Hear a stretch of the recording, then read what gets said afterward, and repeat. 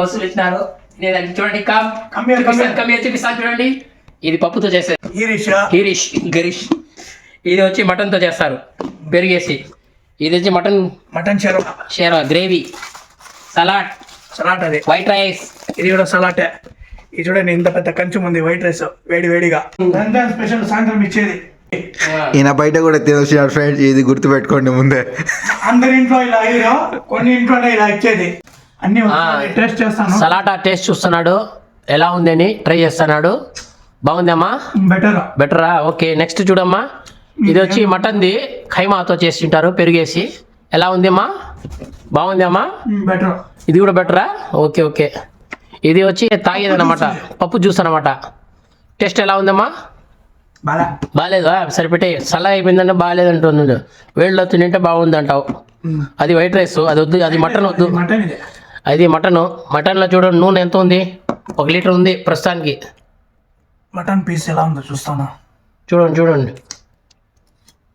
ఎలా ఉందమ్మా? బాగుందా? కుమ్మి వైట్ రైస్ ఎట్లా? వైట్ రైస్ కూడా చూడాలా? వైట్ రైస్ లానే ఉంటుంది. అవునా? దాన్ని కూడా ఏమన్నా టేస్ట్ చేస్తావని? చేస్తాము. మీ సంతోషం ఎందుకు వద్దనాలా? చూడరా,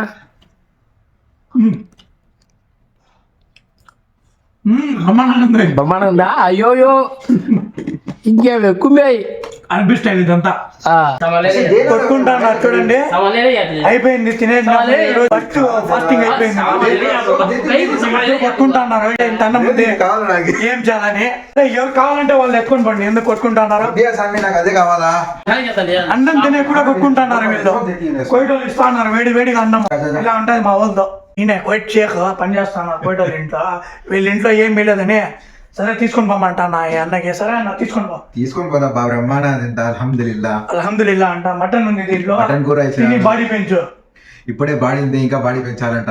చూడండి ఫ్రెండ్స్, ఇంకా తగ్గమని చెప్పకుండా ఇదే ఇచ్చింది మాకు ఈరోజు సక్సెస్ఫుల్లీ కంప్లీటెడ్ ఫస్ట్ ఫాస్టింగ్. ఇదంతా తినేయాలి ఇప్పుడు. ఎప్పుడు తినేదే? ఇంకొంచెం లాగిచ్చేస్తాం.